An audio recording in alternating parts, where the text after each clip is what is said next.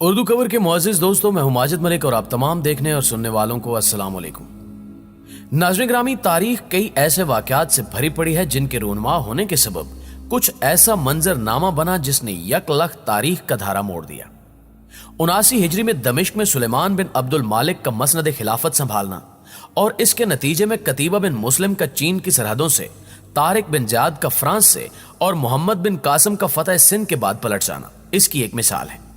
اس کے علاوہ 1402 عیسوی میں جنگ انقرہ میں امیر تیمور کے ہاتھوں عثمانی سلطان بایزید یلدرم کی افسوسناک شکست اور گرفتاری بھی ایک ایسا ہی واقعہ تھا کہ جس نے یک تاریخ کا رخ موڑ دیا، اور اس کے نتیجے میں پورے یورپ کی تسخیر کی خواہش عثمانی ترکوں کا خواب بن کر رہ گئی۔ اسی طرح کہا جاتا ہے کہ اگر 1815 میں واٹرلو کے میدان میں نیپولین کو شکست نہ ہوتی تو شاید دنیا کو جنگ عظیم اول اور دوم کی تباہکاری کا سامنا نہ کرنا پڑتا۔ آج ہمارا موضوع ایک ایسی مارکا آرائی کا تذکرہ ہے جو 25 رمضان المبارک 658 ہجری بمطابق 1260 عیسوی کو مصر اور شام کے درمیان واقع عین جالوت کے مقام پر پیش ہے، اور جس کے نتیجے میں عالم اسلام جو بظاہر تباہی کے دہانے پر پہنچ گیا تھا وہ مکمل بربادی سے بچ گیا۔ حیران کن طور پر ہمارا تعلیم یافتہ طبقہ بھی مارکا عین جالوت اور اس کے ہیرو سلطان رکن الدین بیبرس کے بارے میں بہت کم واقفیت رکھتا ہے، حالانکہ اس مارکا آرائی کے نتیجے میں نہ صرف عالم اسلام کو سیاسی طور پر نئی زندگی ملی بلکہ حرمین شریفین کی حرمت کو لاحق شدید ترین خطرہ بھی ٹل گیا۔ یہ مارکا کیوں، کہاں اور کیسے پیش آیا، آئیے اس کی تفصیل جاننے کی کوشش کرتے ہیں۔ دوستو، مارکا عین جالوت کی اہمیت کو سمجھنے کے لیے 13ویں صدی عیسوی کے سیاسی منظر نامے کو دیکھنا پڑے گا۔ یہ صدی عالم اسلام کے لیے نہایت پرآشوب تھی، اور اس صدی میں جتنے مسلمان شہید ہوئے شاید اتنے مسلمان اس سے پہلے شہید نہیں ہوئے تھے۔ یہ مسلم تاریخ کا ایک المناک باب ہے کہ 1219 میں منگولیا سے اٹھنے والا طوفان بلاخیز 1 کروڑ مسلمانوں کو بہا کر لے گیا۔ چنگیز خان نے پہلے تو چین کی عظیم تاریخی سلطنت کو برباد کیا، پھر اس نے ماورا نہر کے علاقوں کا رخ کرتے ہوئے سمرقند، بخارا، تاشقند، مرو اور نساء سے لے کر خراسان کے علاقے ہرات تک اور نیشاپور سے لے کر دریائے سندھ کے ساحلی علاقوں تک تباہی اور بربادی کی داستانیں رقم کی۔ وسطی ایشیا اور چین کے بعد مشرقی یورپ اور روس کے علاقے چنگیز خان کا شکار بنے۔ ناظرین گرامی، 1227 عیسوی میں چنگیز خان کی وفات کے بعد اوکتائی خان اس کا جانشین بنا۔ 1246 عیسوی میں اوکتائی خان کا بیٹا گیوگ خان تیسرا خاقان اعظم منتخب ہوا، اور 1251 میں منگو خان جو تولی خان کا بیٹا تھا وہ چوتھا خاقان بنا۔ خاقان کی تبدیلیوں کے باوجود بھی منگول سلطنت کے حملے ارد گرد کے علاقوں میں جاری رہے، اور اب ان کا نشانہ مسلمانوں کے علاوہ دوسری قومیں بھی بننے لگیں جن میں یورپی اور روسی قومیں بھی شامل تھیں۔ 1258 میں ہلاکو خان نے منگو خان کے گورنر کی حیثیت سے بغداد پر حملہ کر کے خلافت عباسیہ کا خاتمہ کر دیا۔ بغداد کے ساتھ ساتھ موصل، حلب اور دمشق بھی ہلاکو خان کے ہاتھوں فتح ہو گئے۔ دمشق کے سوا، کیونکہ وہاں کے حاکم نے ہلاکو خان سے معاہدہ کر لیا تھا، عراق اور شام کے اکثر شہروں کو بغداد جیسی قتل و غارت گری کا نشانہ بنایا گیا۔ اس طرح تاتاری یلغار وسطی ایشیا سے نکل کر ایران، افغانستان، چین اور ہندوستان کے اکثر علاقوں، مشرقی یورپ، شام، فلسطین اور عراق سے نکل کر مصر کے دروازے تک پہنچ گئی۔ 1241 میں منگولوں نے لاہور پر حملہ کرتے ہوئے اس شہر کو بھی تخت و تاراج کر دیا۔ 1237 میں باتو خان بلغاریہ پر قبضہ کر چکا تھا، اور 1241 میں اس نے لائٹس کے میدان میں جرمنوں کو شکست سے دوچار کیا۔ اسی سال منگولوں نے شاہ ہنگری کو بھی شکست دے دی۔ مختصر یہ کہ 13ویں صدی عیسوی کے وسط میں منگول وسطی ایشیا سے نکل کر چاروں طرف پھیل گئے، اور ہر طرف ان کی قتل و غارت گری اور فتوحات جاری تھی۔ منگول سلطنت 4 حصوں میں تقسیم ہو گئی تھی، مگر منگولیا کا خان اب بھی پوری سلطنت کا حکمران سمجھا جاتا تھا۔ معزز دوستو، ایسے میں ہلاکو خان 3 لاکھ کے ٹڈی دل لشکر کے ہمراہ عراق، شام، فلسطین کے شہروں کو فتح کر کے مصر پر حملہ آور ہو گئے۔ مصر کے بعد اب براہ راست منگول خطرہ حجاز کی مقدس سرزمین کے سامنے آ گیا تھا، جس میں مکہ مکرمہ اور مدینہ منورہ کے شہر آباد تھے۔ یعنی اگر ہلاکو خان مصر کو بھی فتح کر لیتا تو اس کے بعد حجاز کے مقدس مقامات تک اس کی راہ میں کوئی قابل ذکر حکومت نہیں تھی۔ 1260 کے رمضان المبارک میں مصر اور شام کے سرحدی علاقے عین جالوت کے مقام پر ہلاکو خان کی 3 لاکھ فوج مصر کے مملوک سلطان کے 20,000 کے مختصر دستے کے سامنے کھڑی تھی۔ मिस्र में बहरी और बर्मी ममलूक हुक्मरानों ने 300 साल तक हुकूमत की।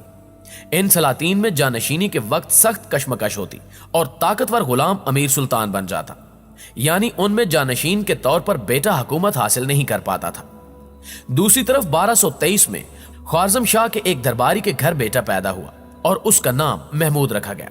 ख्वारज़म शाह किसी बात पर उस दरबारी से खफा हो गया और उसे कैद कर लिया गया। इस तरह यह आला खानदान गर्दिश में आ गया। इसी दौरान ख्वारज़म की सल्तनत चंगेजी हमलों की जद में आकर तबाह हो गई और तातारियों ने मुसलमान बच्चों और जवानों को कैद करके गुलाम बनाकर फरोख्त करना शुरू कर दिया। महमूद भी उन्हीं बच्चों की तरह गुलाम बनकर मुख्तलिफ हाथों फरोख्त होता रहा और आखिर में मिस्र के बाजार में फरोख्त के लिए लाया गया। मिस्र में मुख्तलिफ हाथों से होते हुए महमूद फातिमा नामी एक नेक खसलत खातून की तहवील में आ गया। फातिमा का एक बेटा फौत हो गया था जिसका नाम बैबरस था।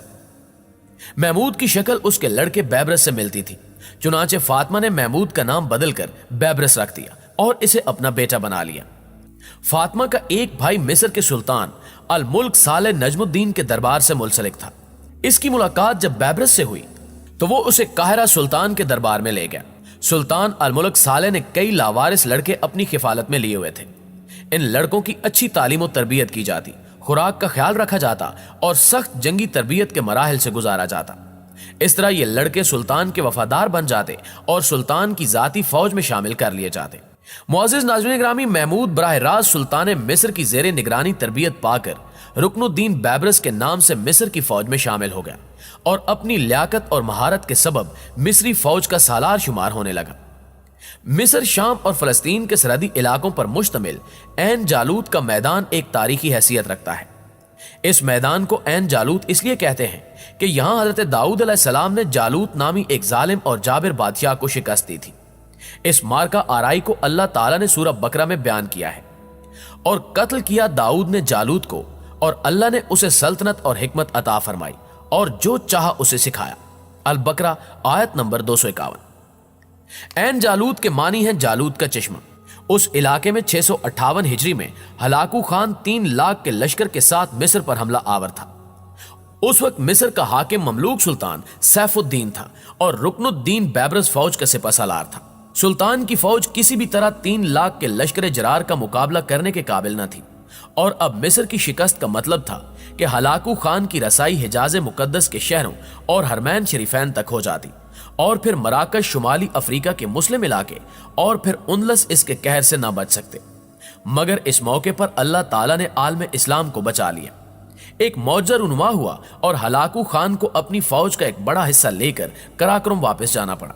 कराक्रम के चौथे खाकान आजम मंगू खान का इंतकाल हो गया और दुनिया भर से तातारी शहजादे कराक्रम के मरकजी जिरगे, जिसे क्रोलताई कहा जाता था, उसमें शिरकत करने के लिए कराक्रम रवाना हो गए।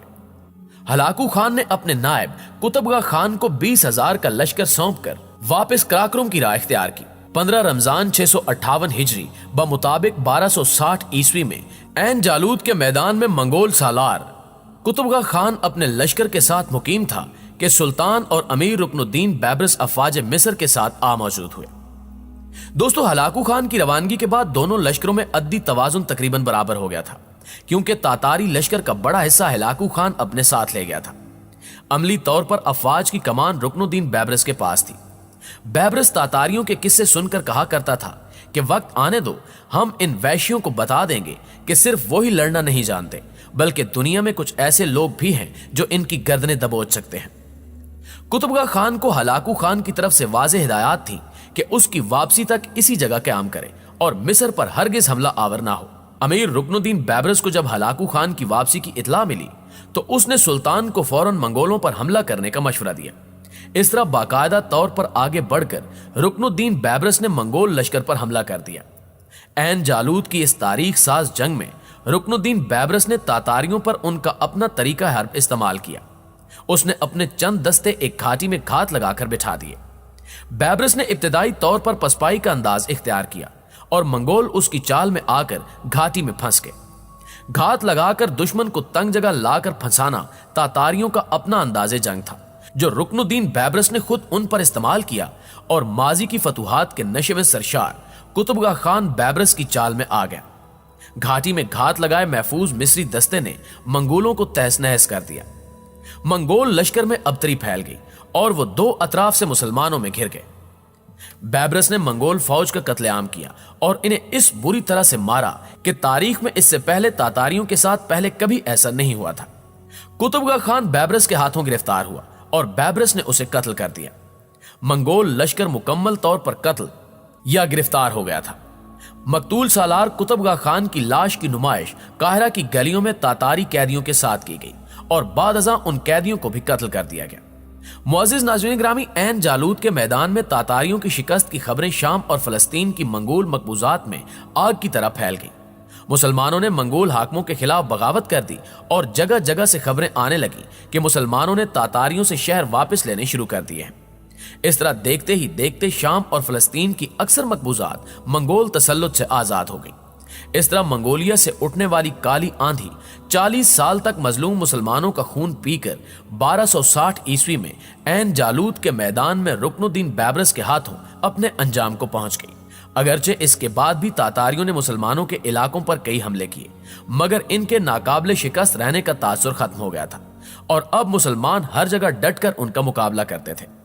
हिंदुस्तान पर मुसलसल तातारी हमले और खलीजियों का कामयाब दिफा इसकी एक रोशन मिसाल है। जी तो मुअज़्ज़िज़ दोस्तों, आपकी राय आज की वीडियो के बारे में क्या कहती है, कमेंट करके हमें भी जरूर बताइएगा। इंशाल्लाह आपसे मुलाकात होती है अगली वीडियो में। तब तक अपना ढेर सारा ख्याल रखिएगा। अल्लाह निगहबान।